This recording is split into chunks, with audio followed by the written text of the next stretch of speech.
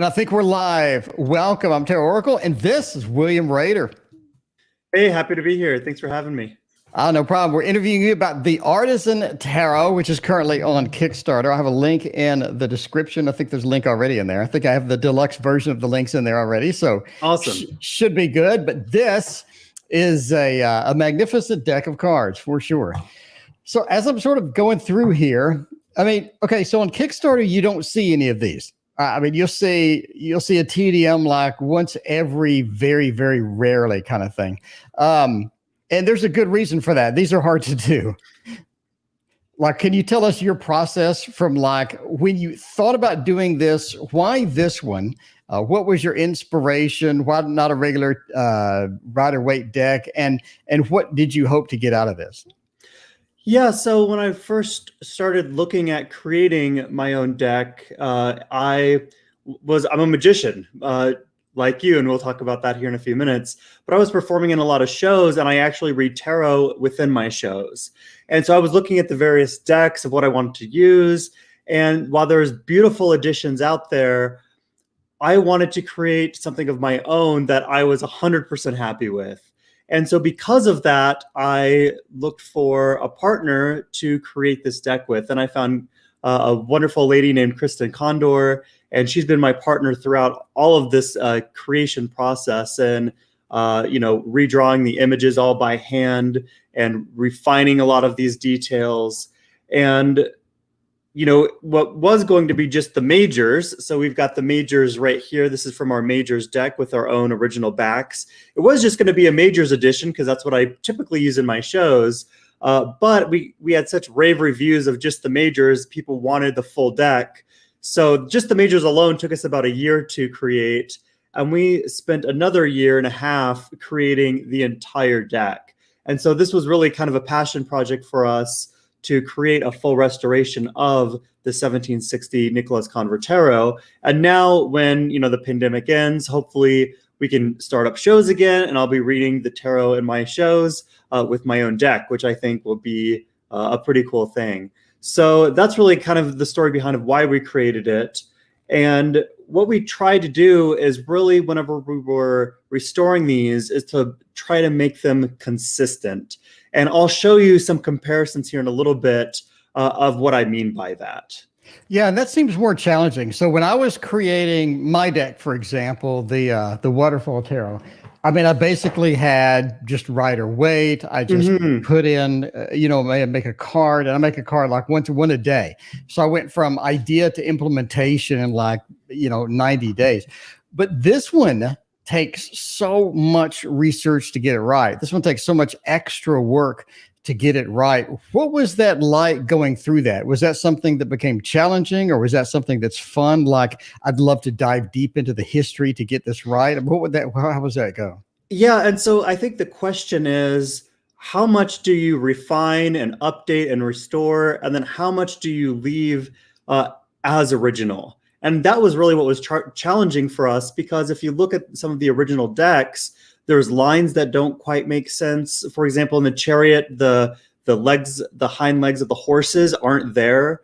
And so you have to make a decision. Do we restore that and put the legs there? Or do you leave it out as per the original? And our goal was to try to restore and refine every detail. And so that's why this deck took us so long, is because Krisztin was able to redraw everything. And then we went card by card, image by image over 2.5 years of trying to figure out, is this something that we should try to fix, or is this intended? And how we did that is we looked at various editions of the 1760 Nicolas Conver Tarot, as well as some editions from 1800s and on, to see how they updated the cards and changed the cards. And then we also went back in time in the 1600s, and we looked at like Dodel, Noblet, Viville, and other decks like that, to see what they might have, how they interpreted these images as well, hundreds of years before the Conver deck. And so we tried to look at all of these historical references of the cards when we were making our decisions on some of these refinements. And so that's why it took us so long. Yeah. Yeah, and that's cool because I mean you're sort of this is a niche market. The people that are very passionate about this and they are picky about those things. They do look for those things. So delivering those details, delivering that level of perfection is really going to be important to people that are in the market for that. And you can see that with your Kickstarter. I mean, you just have rave success with a Kickstarter. You have a ton of people that want it. You have people that are excited. They're in the comments. They're talking about it. And you have a lot of passionate people for this deck, which means you sort of hit the nail on the head. So I think you did a pretty good job with that.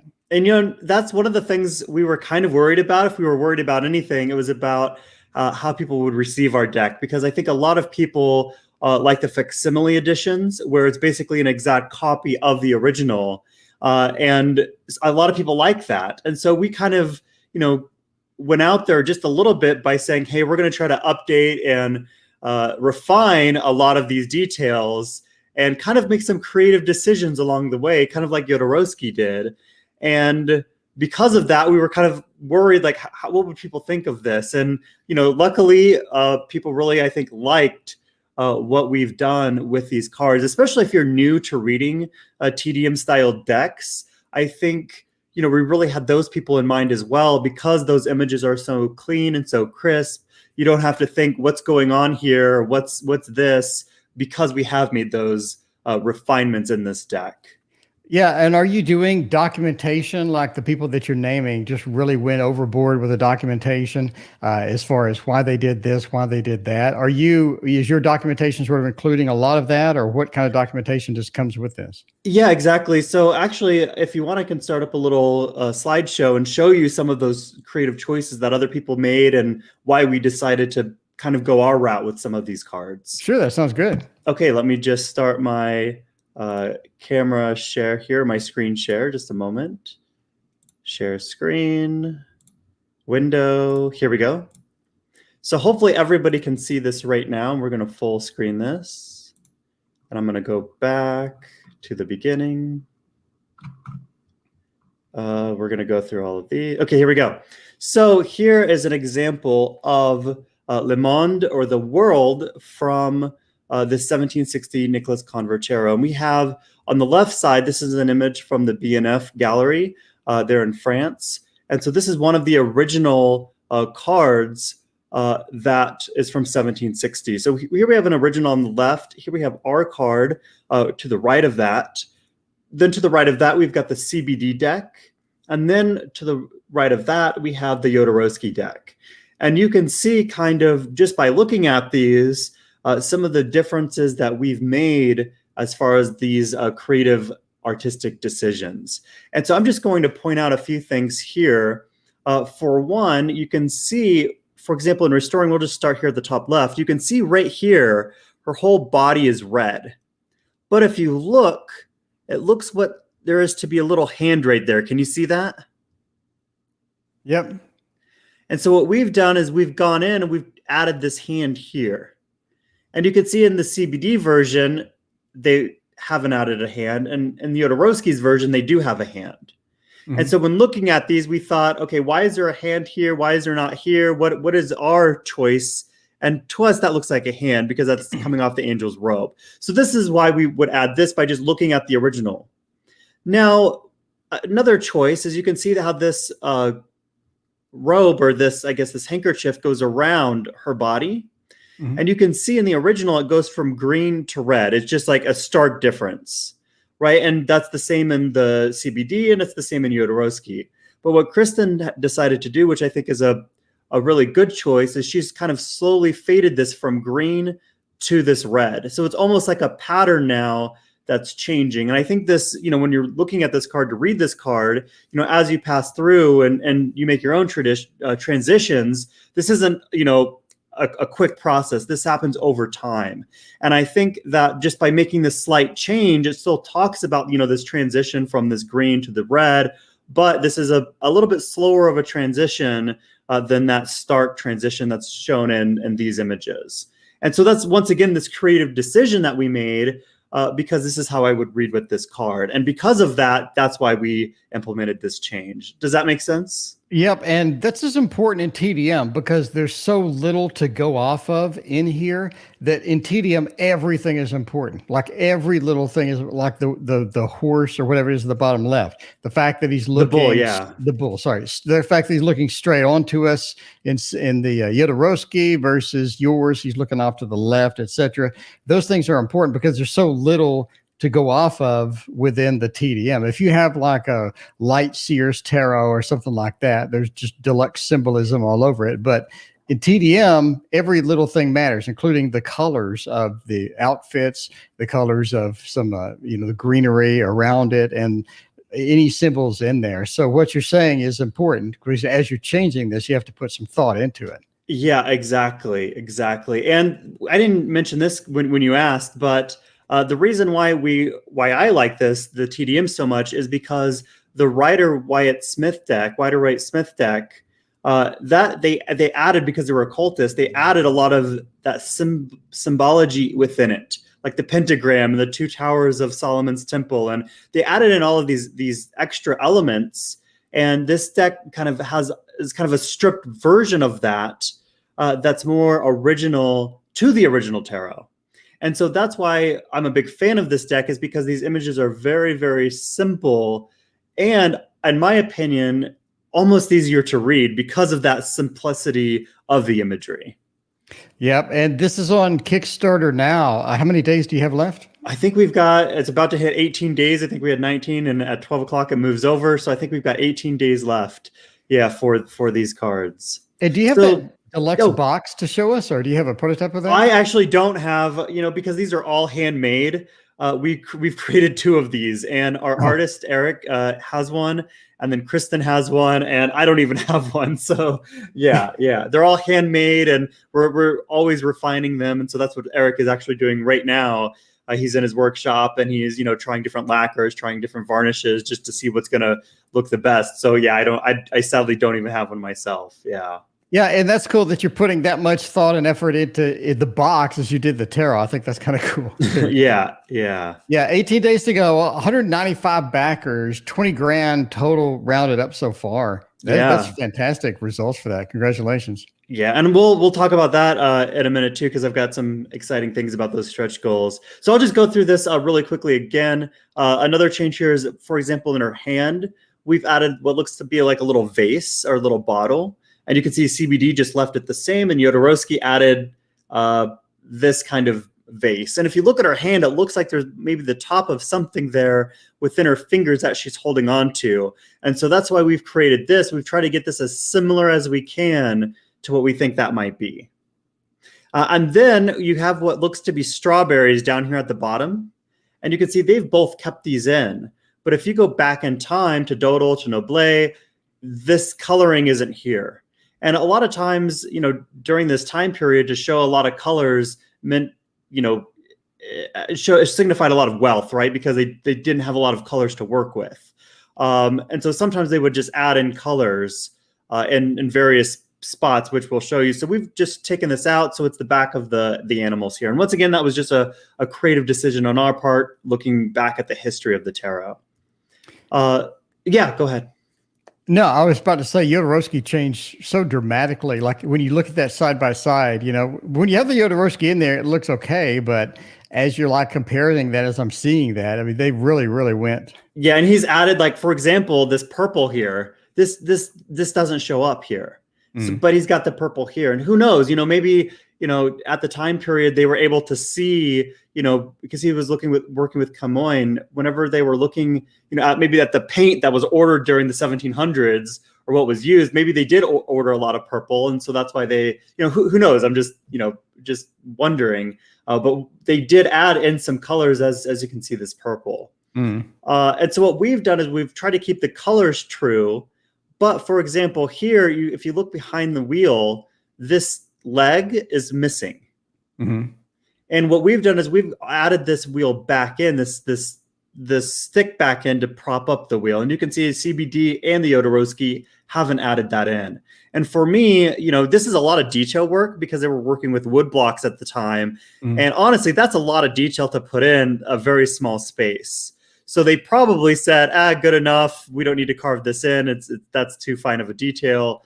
And so that's why we've added this back in, as you can see, which I think when you look at this, when you look at the original or you look at these, you don't really notice that it's gone. But once it's added, now you can't unsee that, right? It really looks like something's missing in there. Yeah. Did you do, what software did you do for this? Like Photoshop or? So this was all done in Illustrator.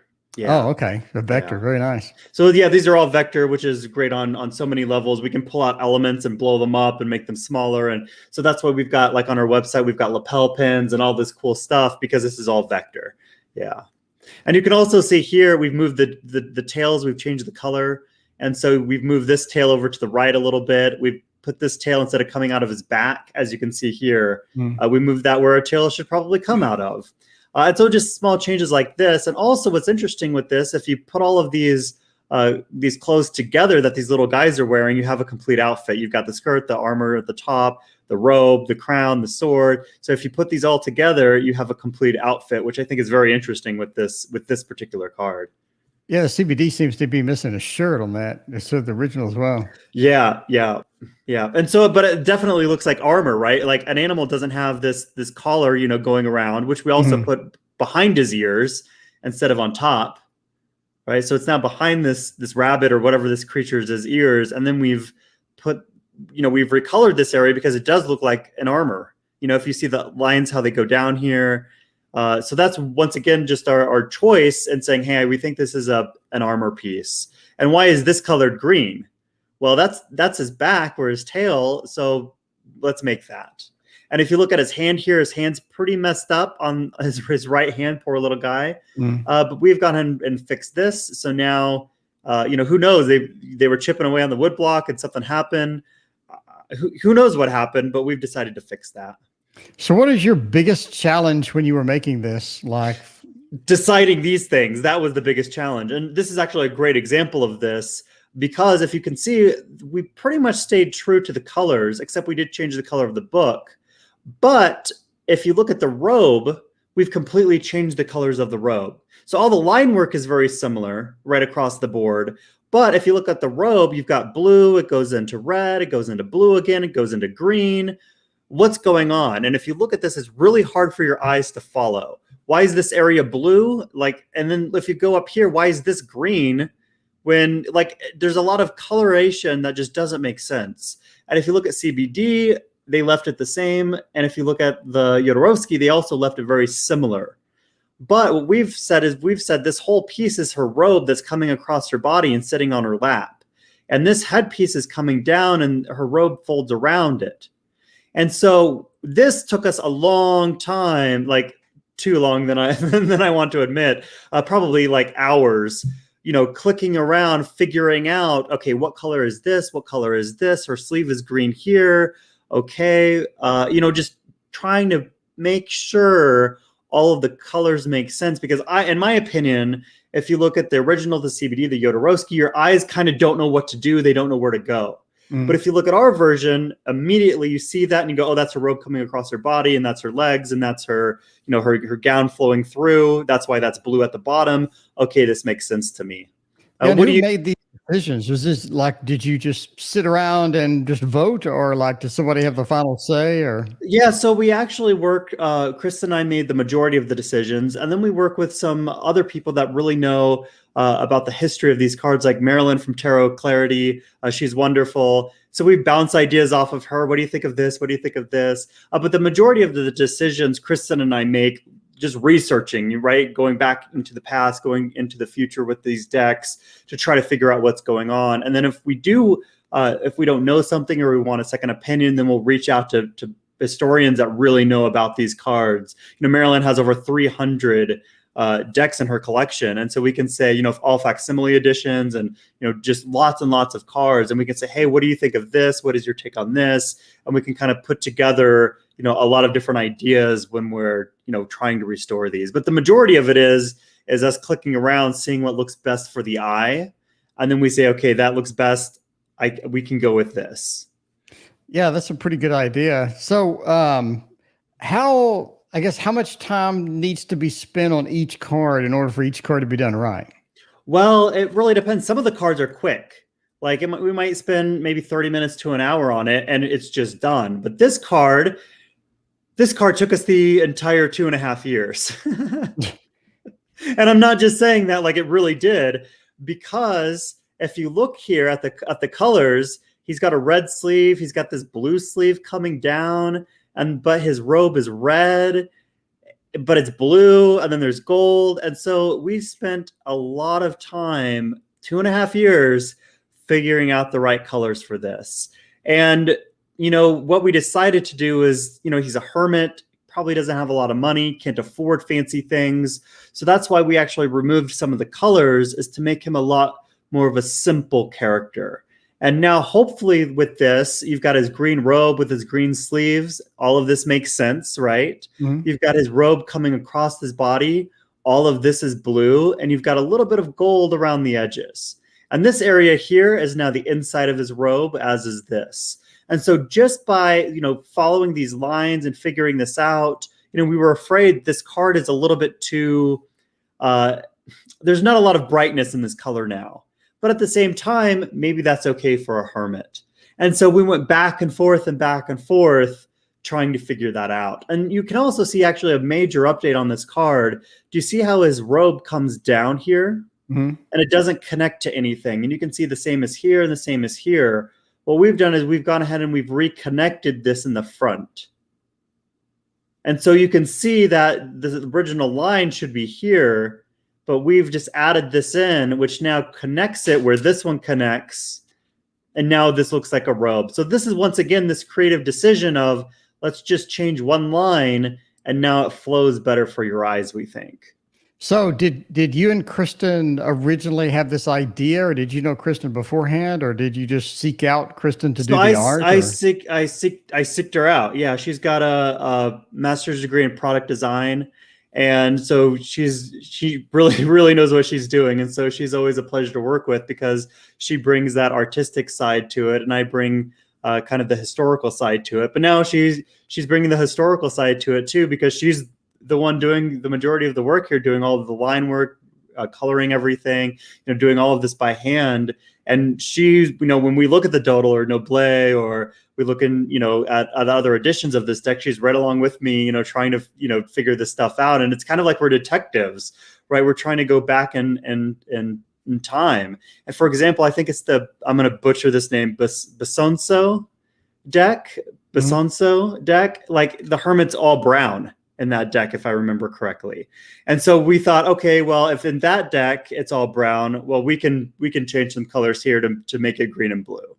And so once again, just trying to look at different decks and when we make these decisions. Another example here is on this deck. On this card, the Roy de Deniers. You can see in the back, you've got two legs of the chair here, and then he's just floating, kind of like a magician, like there's nothing holding him up. So what we've done is, you can see we've recreated the back of the chair behind his legs. And at the time, this is very detailed work, so they probably left it out because it is a lot of details in here when they're carving those wood blocks. But we've decided to add it back in, so now the chair looks as it should, and he's actually sitting down as he should be. And then across the board, you can see, for example, on the Roi de Baton, he's got his skirt comes around and just stops. It just stops. So what we've done is we've added his skirt coming all the way around his body. And so it doesn't blend in with the chair too much. We've added this chair as red. And the reason, there is a reason for this. It's not like we're just haphazardly picking colors, because if you look here at the chair, you've got this red here, which could be the back of the chair. And you have here, which looks like an armrest. So we already know that there's red in the chair. So because of that, we've added this armrest, we've kept it the same, and behind him the same, but we've just added this little padding area to be red. And so just based on this evidence and saying, okay, it's red here, it's red here. Okay, I think we can color this red and this red because there is, red in this color, in this chair. And so that's how we kind of made some of these choices, as we looked at the colors and said, okay, here's some evidence that we can go off of, so we're going to make it this way. Well, there you go. That's cool. So is your experience as a magician, did you bring in any of the, speaking of magician, did you bring in any of that into this? Actually, yes, but probably not how you would think. And that is, I'm very particular, because I do, card tricks and the such, I'm very particular with the card stock of a deck of cards. And a lot of people like a thicker card stock, like a, 200, 300, 400 GSM. And because I like to riffle shuffle, I wanted that a kind of thinner card stock, that 310 GSM, so it can very easily be riffle shuffled. And so that was the first thing. I wanted that thinner card stock. But secondly, I wanted that linen finish along with the cards. Because as you know, that linen finish glides so smoothly across each other and they don't stick. I don't know if you've ever pulled out a Rider deck and you pull it out of the box and you try to fan it and they're all stuck together. Well, there's a lot of decks that do that nowadays that have the just impossible to fan, impossible to spread, yeah, kind of thing. So like you're talking about, card quality does matter. And a lot of people get excited over linen, even in the tarot community, because they know, like you're saying, if I have to do 100 readings, I'm going to a psychic fair, then, having it hard to shuffle really ruins the effect. It really makes it very difficult to do my job, kind of thing. And so I did use this in creating this just with that linen finish. I wanted that thinner cardstock to riffle shuffle. And I just wanted the highest quality, the highest printing possible. And so we went with Shuffled Ink, which is in Florida here in the US. And they just, working with local people has just been huge to get these decks exactly right. Yeah, Shuffled Ink's a family business too. That's what I liked about them. I use them for all my printing. Yeah, they're fantastic, and we work with Lisa over there, and she's been wonderful. So yeah, I highly recommend them if you're ever looking to print here locally. So, and they do a run from I think the minimum might be 5 decks or 10 decks, and so if you want to do a shorter print run, like that's what we did with these review decks. We printed 25 of these, and we sent them out for reviewers to be reviewed. And now we can do a larger print run with them. And so it's really nice if you're trying to just get, like review decks out. They're great. You don't have to order all of them at once and then send them out, because we have had a lot of feedback on this, and it's great to get that feedback. And we're still refining, some little details here and there, but before we go into production. And so they were a great choice for us. Yeah, that's cool. Do you have any tricks for us? I do. Let me mention one more thing, and then I'll close this out. So you can see here, just a fine detail is sometimes during these reproductions, people will make one coin, and then they'll just copy the same coin throughout. And that's a really quick process. But here you can see every single coin is different. And so what Krisztin has done is she's completely redrawn every single one of these, and the flowers, everything by hand. And so you can see in the cups, every single cup is going to be different. Every flower is going to be different. This isn't just a copy, paste. Every single one is different. And that's the same with the batons. Every single one is different. And the swords, this sword is going to be different from this one and this one and this one. They're not just resized. So when you go to our Kickstarter, then just look at these, because we show all the cards, and you can just look at all of these fine details that we've added. And here we have all of the cards here, and I could go through every single card, talk to you for hours about all of these changes that we've made.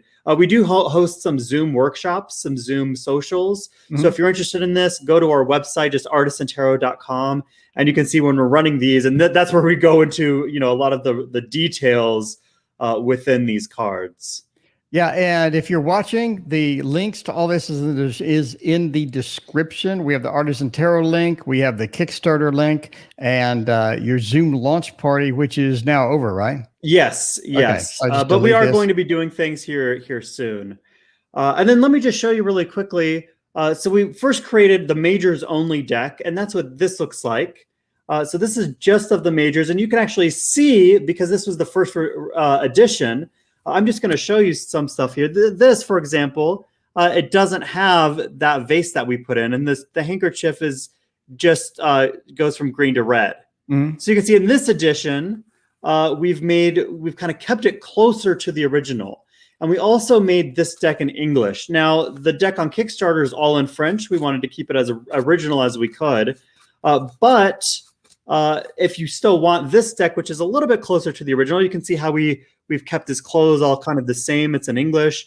We do have, I think, 4 of our special edition decks, which has this back, and maybe like 8 or 9 of this back design. And this is our own original back design that we wanted to, create something original for these cards. And so that's what these look like. It's kind of like this waterfall-y type of look. And so this is the majors only. And then we go into the full deck. I'm just going to open this really quickly because I just want to show you right out of the box if I don't drop them. Right out of the I might. Right out of the box, you can just see how smooth these are to spread them out. And that's what you were talking about is, if you're shuffling them, whatever you're doing, you can just see how easily these spread. And then here's the back design as well. You can when you're at a psychic fair, spreading them evenly, making a nice presentation is huge because that really brings people to the table. They see a nice TDM deck. You just have it evenly spread across. It looks great. And I think that's just beautiful, right? Like I think that's beautiful, just by itself. And we went with this original back design because we just think it's very, very elegant. Like what a great choice, right? For the original creators of this deck. Very simple and beautiful. Yeah. So any other questions about our restoration? Yeah, does anybody have any questions in chat? Instead of me just asking all the questions, if you guys, I don't know how many TDM users we have on here. I think we had 20 viewers a minute ago. So hopefully somebody asked some questions and all that. So let's see the meanings of each card by memory. So there we go. Actually say that again. What about the meanings of the cards by memory? What was that? Can you see it on screen? Literally with Marseille deck, you must know the meanings of each card by memory because there isn't much. And see, I kind of disagree with that. I think, you don't really have to memorize anything when you're looking at these cards. I mean, you can memorize some things that associate with them, but I think you really, look at the details, and that's where you can start to create your stories. Do you agree with me on that? Yeah, I mean, I guess everybody that reads a TDM has a sort of a different take on it. It's just like Rider-Waite, right? You pick up the Rider-Waite and my stuff, my version of the Rider-Waite in my book, the way I read it, it's going to be different than somebody else. It's going to be different than somebody else. And that's the beauty of tarot, right? It's all about, a lot of people just go straight on intuition. They'll see 5 cups and they'll just go straight intuition. Some people have memorized every little nuance of all the colors and the astrology and the Kabbalah tree and everything. Everybody has their own take. You know what I mean? Yeah, and so let's just do a quick example. Here's the Hangman, and once again, this is in English. The deck on Kickstarter is not in English. These are only available on our website, so don't get confused about that. The ones on Kickstarter are it's all French. But here we have the Hangman, and what I like to do is I like to just really look at this card and pull out the details of the card, and then think about what do those details mean. For example, if you look at his foot, you've got this rope going around it. But if you notice, there's no knot that's tying his foot up. He's just hanging there loosely. So what might this mean? Well, this might tell the reader that he's in this position of his own will. He can let himself down at any time because he's not tied up here, right? It's just looped around his foot. So that's a detail that I would look at. Also, his hands are behind his back, which signifies he's kind of at peace with himself, right? He's not freaking out as he's not waving his hands around. He's kind of in contemplation, right? When we stand there and we think, a lot of times we'll put our hands behind our back. When he's flipped upside down, what might that mean? Well, his world's been turned upside down. You get a different perspective when your head is where your feet should be. Sometimes hang off the edge of a bed and you'll see the whole world looks differently, right? What happens when you hang upside down? Well, he's got all of this blood rushing to his head, right? So what might that signify? Maybe that means that this is a time of introspection, to look within yourself, to use your mind. If you're trying to overcome a problem or, trying to work through a solution, maybe this is a time to pause, change your perspective, and start thinking about what these different types of outcomes might be. And so just by looking at this card and analyzing the details that are within the card, now you're able to start creating these stories and give a reading with them. Some people might point out that his leg is crossed, kind of makes a 4. Do you see that? Mm-hmm. So maybe this is the Emperor who also, let me find the Emperor here.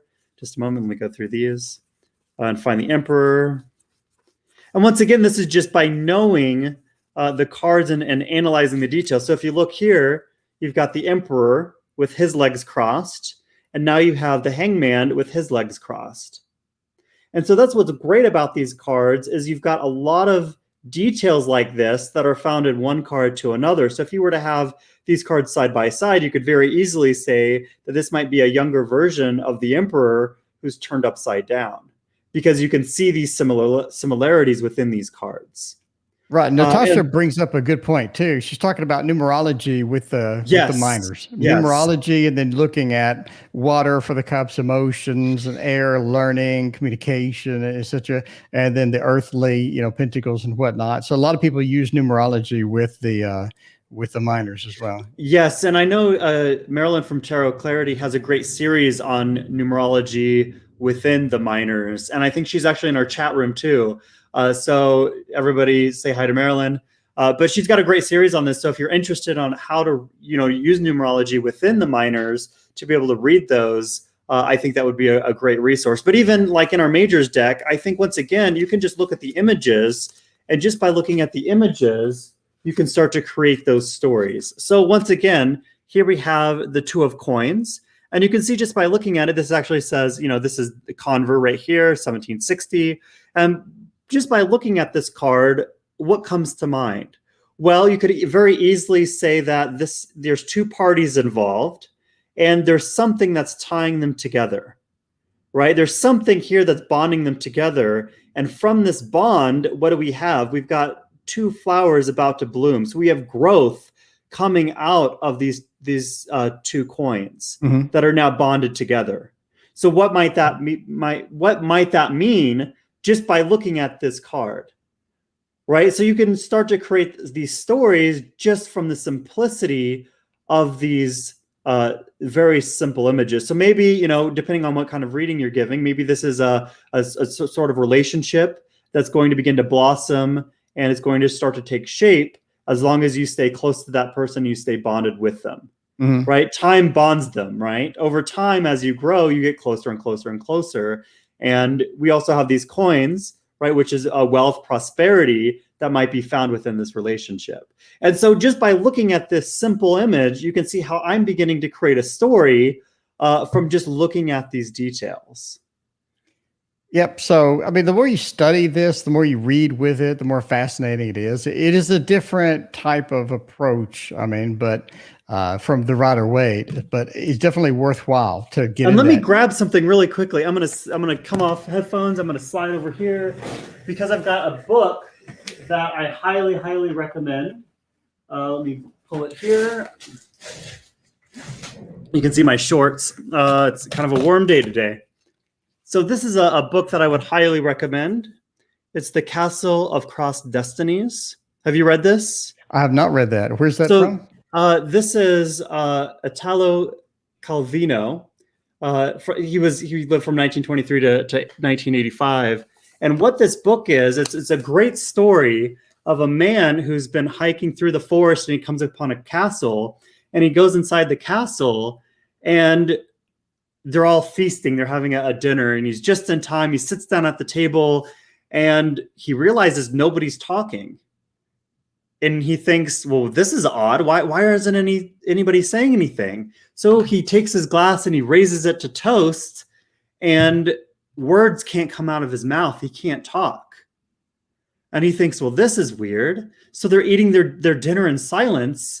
And after dinner, someone at the table pulls out a deck of tarot. And he starts to tell a story with the cards.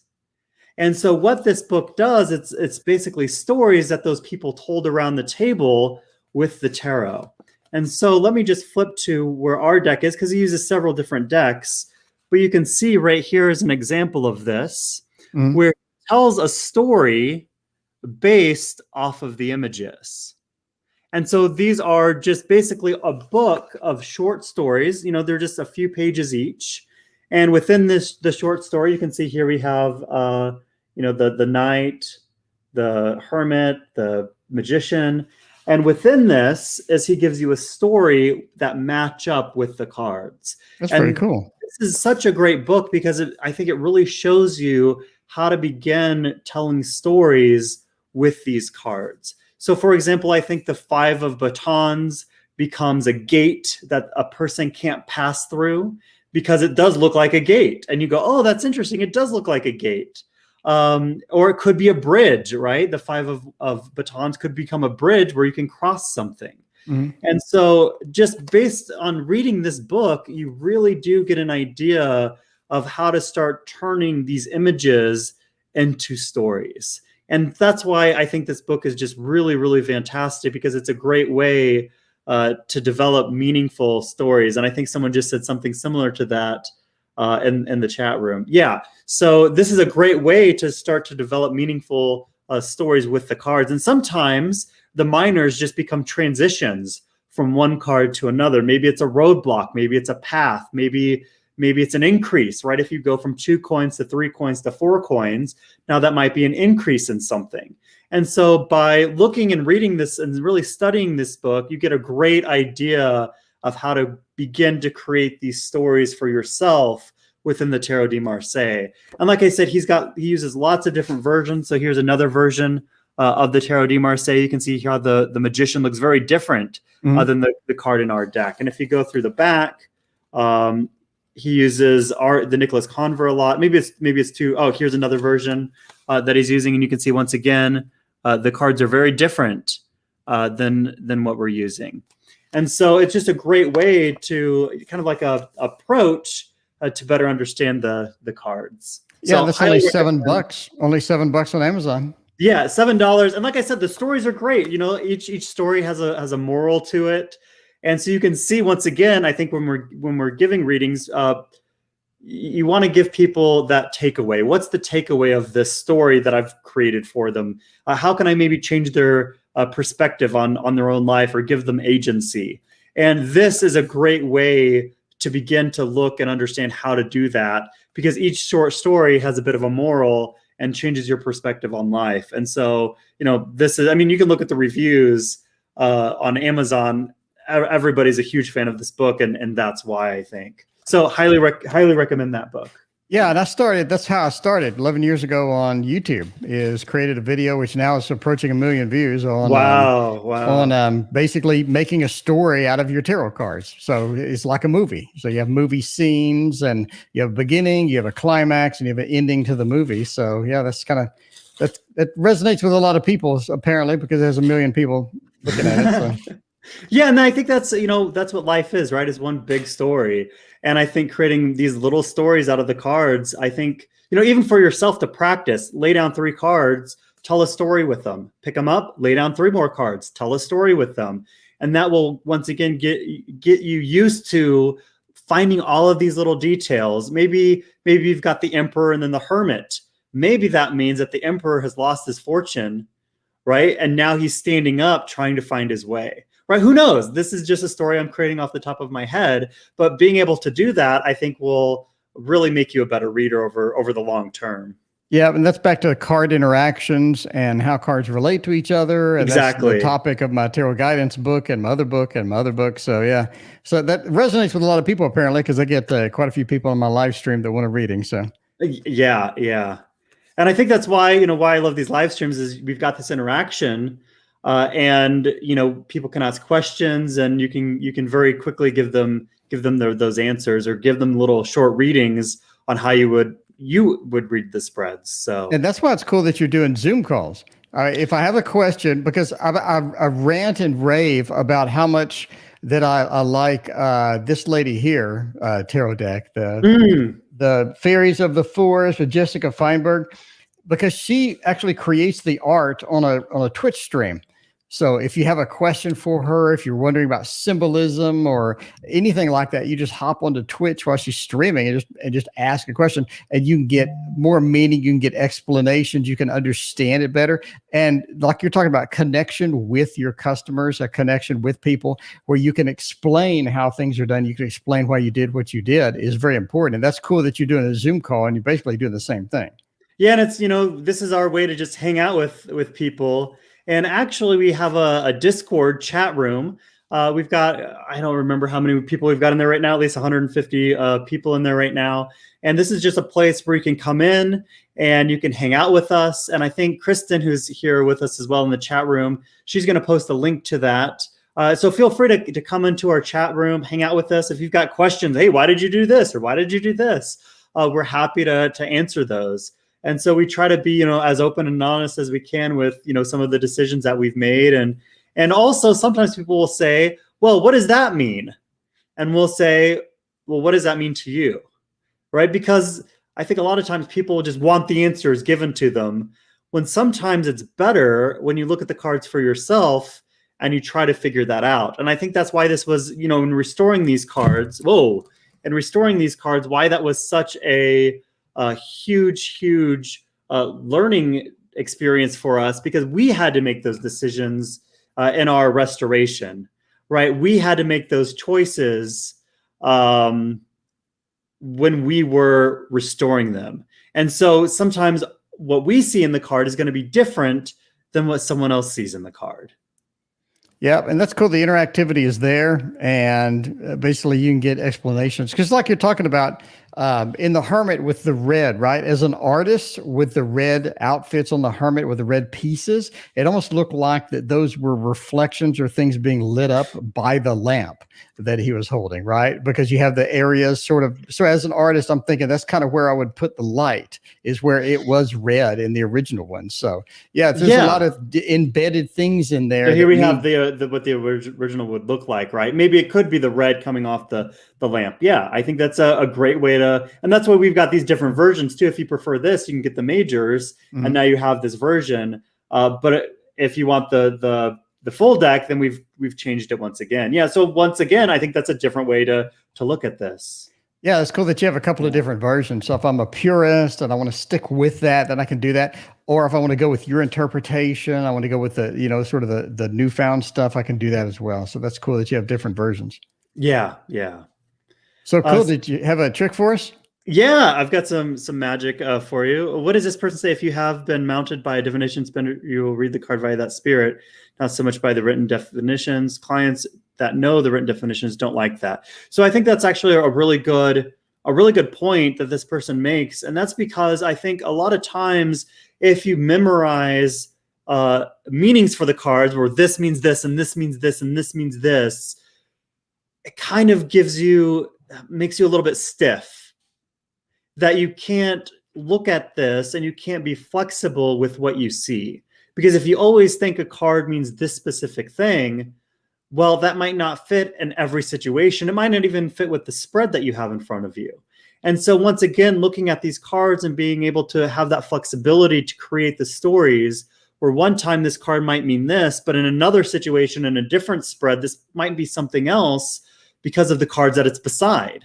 Mm-hmm. And so being able to look at these details and be able to form and weave these stories really allows you to give you that flexibility. So when a client comes and sees you, they don't think, oh, well, I could have just opened up the guidebook and read these things for myself, right? Like, they're not paying you for that. They're paying for your own intuition or for your own viewpoint when you're looking at these cards. And so once again, I think this person's exactly right. If you're just, saying all of the meanings all of the time of what the guidebooks say, I think you're losing a lot of that flexibility and being able to really read and understand these cards. Right. That's why I'm going to hire a particular person versus somebody else.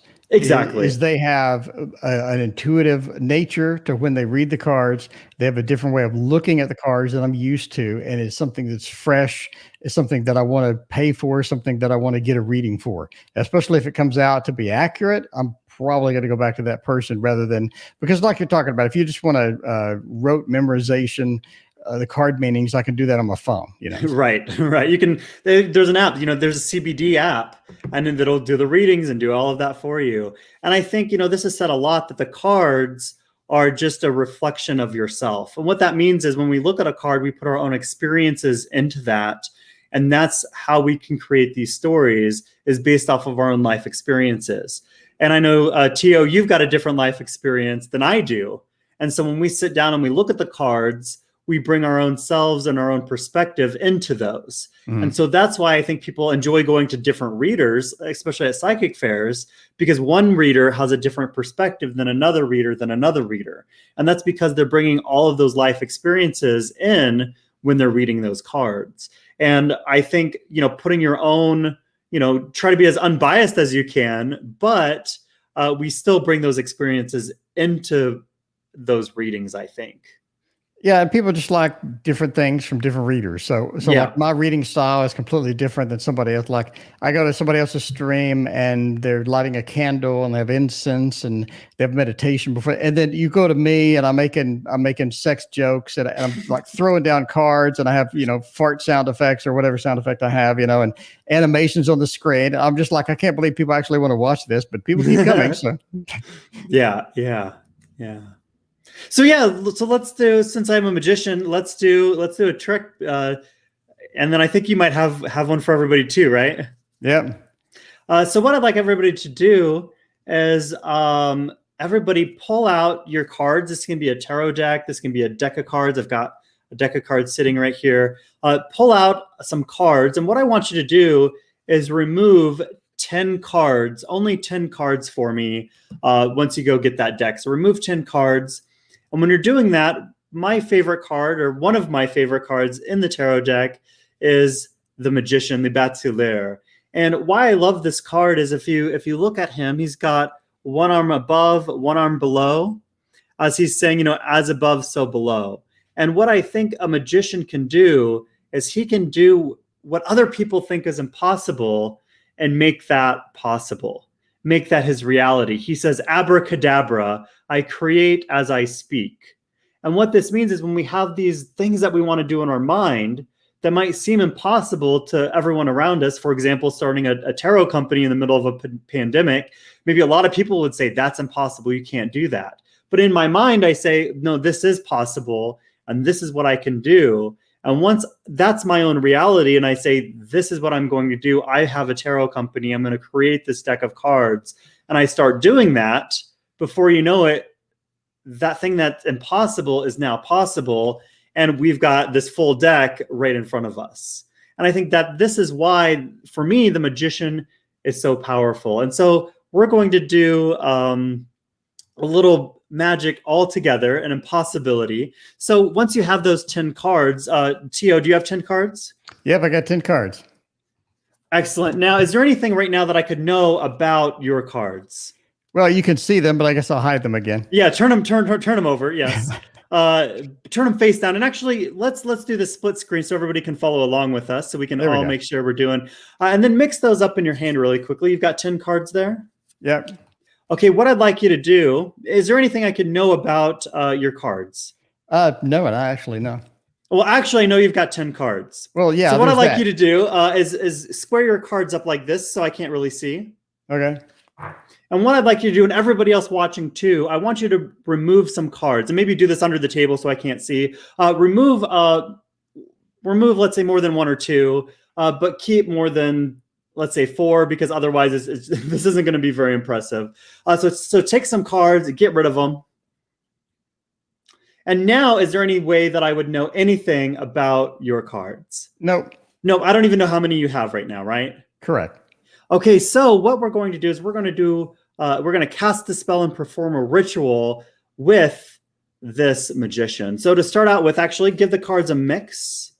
And after you do that, I want you to look at the card that's on the face or the bottom of the deck. And remember what that is. You can show everybody so that we all know. Yeah, great. So look at that card, remember what it is, and then put that face down in your hand. Not the whole deck, face down in your hand like this. Okay. Okay, good. So now we're going to give them a little mix by casting a spell. And that spell is, we're going to spell Magician. So for each letter of the word, we're going to take one card and put it at the bottom. So that would be M, A, G, I, C, I, A, N. Perfect. Now, if you think about this, everybody has different numbers of cards in their hand, which means their card's going to be in different positions, right? There's no way I could even know where your card is, correct? Mm-hmm. Now we're going to perform a ritual. As you could see, as I mentioned a moment ago, we have as above, so below, right? What we can create in our mind, we can make that our own reality, even though it might seem impossible to those around us. So what we're going to do is we're going to take the top card, we're going to pick it up, and we're going to say as above, and we're going to toss it to the side. Get rid of it. Yes, and now we say so below, and we're going to take the top card and move it to the bottom. So below. Do it again. As above, remove your top card, throw it away. So below, move the bottom card. And we're going to do this until you have one card left. Don't turn over the card. That's bad luck. But keep that one card that you have left face down in your hand. So once again, as above, get rid of it. So below. As above, so below. As above, so below. As above. I'm left with one card. Hopefully everyone else is left with one card too. Now we're all going to say an incantation. And that is, very simply, say this with me, Tio. I can achieve the impossible. Say that with me. I can achieve the impossible. We've mixed up the cards. We've performed a ritual. We've cast a spell. Turn over your cards. See if you were able to find your card. I was able to find it. Very cool indeed. And hopefully everyone else out there can take this home with them, and they can now believe that they can too achieve the impossible, just like that magician who, despite all odds, can achieve what he wants to become his own reality.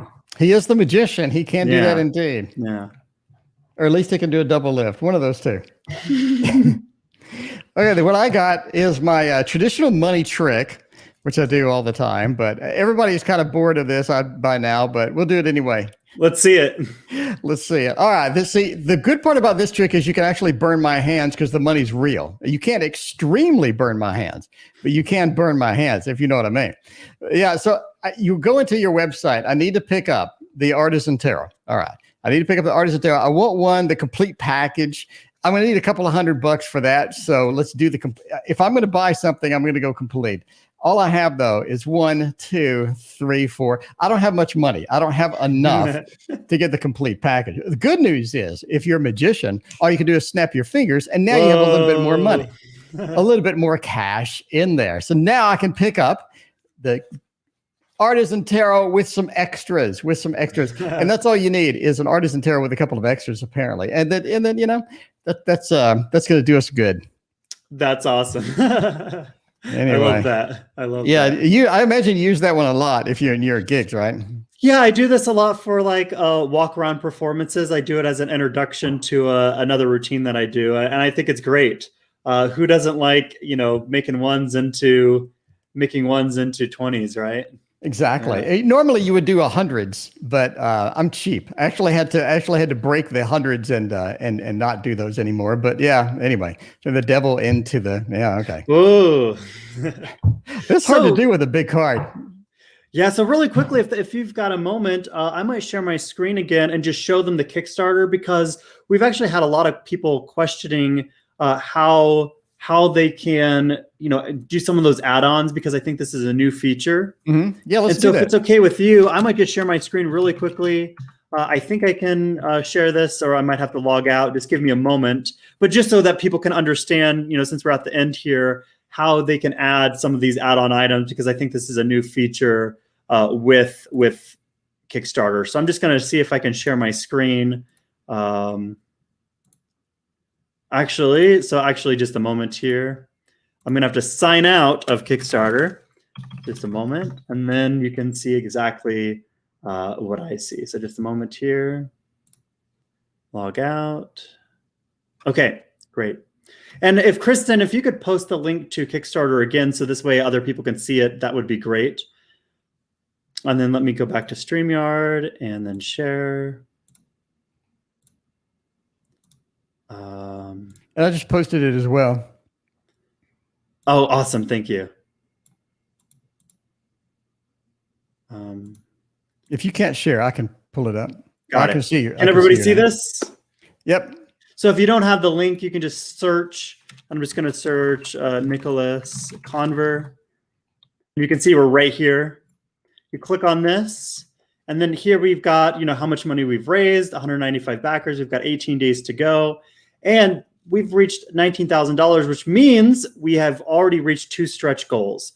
So if you back the deck, or if you back the deck and the wooden box, here's our beautiful wooden box right here that you can see that's handcrafted here in Denver. You will get these stretch goals. So right now, if you back the deck or the wooden box, you'll get this set of postcards. You'll get the button. And the moment we hit 20,000, we'll also include this magnet of the Ace of Batons. So this will be the only time when you buy a deck from us, or that you buy that wooden box and the deck from us, that you're going to get these things. We're just throwing them in free for you. So here we have the eagle from the Emperor. Mm-hmm. Here we have, of course, the Ace of Batons, and then we've got the Sun, the Magician, and the Chariot from this deck. And so we're going to include all of that with you. Now to back this deck, here we've got a beautiful handkerchief. This is, as you can see, Krisztin created this. We think it's absolutely beautiful. This is the 2, if you noticed earlier, we were talking about the 2. This is the 2 of coins with the sun and the moon. That's kind of good looking cloth too. I really like that. Kind of showing how these are intertwined, right? You can't have the sun, you can't without the moon, and how these are interlaced. Then you have, you know, all of these floral patterns kind of growing around it. And of course, the sun and the moon makes these things, you know, come to life and gives it life. And so that's kind of our thought behind this. And so we've got this really beautiful handkerchief as well. So you can either back the cotton cloth, which is, I think, $12 plus shipping. And this doesn't include any of the stretch goals. That's so insanely cheap. Yeah. And we've got $53. This if you're in the US, it's $7 shipping, so $60 total. You get the deck, and you're going to get those 3 rewards. And like I said, this is the only time when we're crazy enough to include those 3 items. And then if you go to the complete pledge here, which includes the cotton cloth, it includes the wooden box, it includes the deck, and all of the stretch goals. The total amount is $207 on this, and you get basically everything that you see here for $207, including shipping. Now, let's say, for example, that you want to add this to the cart. We're just going to click continue here for that $207. This is where we come into the add-ons. So let's say you want the complete package, but you also want a cloth. You can come here, you can click add, and then that's going to add that $12 cloth. We're not including shipping because it doesn't weigh anything. So you can add that right here. And if you want 2 of them, you can do it that way. We also have additional tarot deck. So if you want that, you can do this, and you can click add, and you can have however many additional decks as you want. We also have this 2 additional Nicolas Conver decks plus $2 shipping. And if you do this, you can see it just saves you shipping instead of clicking this, and you're going to be charged $4 shipping. You can come here, you can do this, and you're only going to be charged the $2 for shipping. What's this the cloth made out of? So that's 100% cotton. Yeah. Oh, cool. And then it's digital. Printing that cloth, that's got to cost like $10. Like that's really cheap that you're offering it for that much. I mean, for a person that prints the cloth on my own, that's expensive to do that. That's an awesome price. I guess I'm stuck on that price, but that's great. So this is 21 by 21, and what makes this expensive is if you were to screen print it. So when you screen print it, and you've got how many colors here, like 6 different colors, that's when the cost really goes up, because it's the screen printing, because they've got to go over it multiple times, right? With every single screen with every single color that they're printing, you know, they have to run it, then they have to add in the other color, run it again, and that's when your costs really go high. This is digitally printed, and because it's digitally printed, you can just do one pass and you're done. And you know, the colors, it doesn't matter what colors you're using, because it's all digitally printed in CMYK. And so because of that, you can get the cost down a lot more because of that digital printing. And so that's why we decided to go that route. And that's why sometimes you'll see cloths at $40, $50, $60. And if you see that, there's a good chance that they're screen printing that, because that's what basically the price would be if we were to screen print these. Yeah, that's the Chiro Marchetti cloths are outrageously expensive like that. But yeah, I love good looking cloths. And there's been such a waste barren land of good looking cloths for so long. And then now we're getting all the good ones. Like this one is just gorgeous. And Thank you. a couple of the other Kickstarters have gorgeous looking cloths. I'm really, really happy that you guys are really spending the time to make some good cloths, because I guess I'm doing it for selfish reasons. As a streamer, my background is important to me, and the more variety I have, the more cool cloths I have, I think it brings value, and I think a lot of people kind of feel that way as well, right? Yeah, I think so. And I think this also shows, the power of these images and the power of these symbols. And what I mean by that is, I'm going to stop sharing my screen just for a moment. So you can see me again. Can you see me? Yep. Okay, because like I said, these elements and these details of these cards are so powerful that you can take this bird, for example, and you can make this into a button.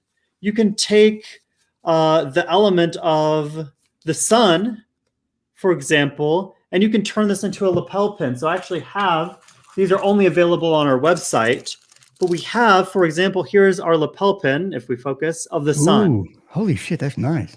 So you can see here we've got the sun. Here we've got the moon. This will focus. There we go. Here we have the moon. Here we have the skull from card 13. And it glows in the dark, which is pretty awesome. Wait, what? Yeah, so this guy glows. You probably can't see. Can you see it in there? Maybe not. But that's going to be hard to do on camera. But yeah, that's really cool. So this glows in the dark. And then if you notice the two of coins, we really like the two of coins. But the two of coins, let me pull this out really quickly. So the two of coins have these beautiful flowers here. Mm-hmm.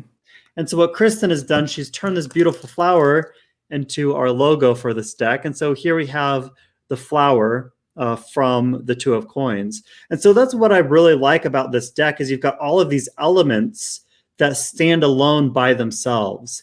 And I think, once again, when reading the Tarot de Marseille, these elements that really stand out, these details, is what allow you to read the cards.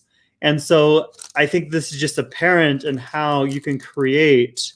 And I think these run, I want to say $13 on our website each, $13 each. But if you buy a 3-pack of these, it's $30 for all 3 of them, which I think is a pretty good deal. These are all metal lapel pins. You can see the back here. They've got this black rubber clutch, a little bit of information about the pin. But these elements just really stand out in the cards, and these details stand out.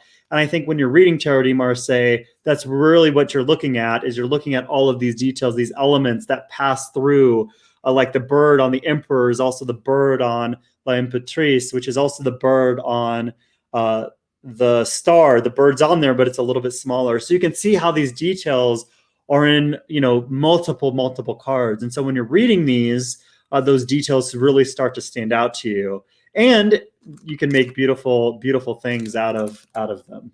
That's really cool. Well, thank you for being here. I greatly appreciate you hanging out with us today.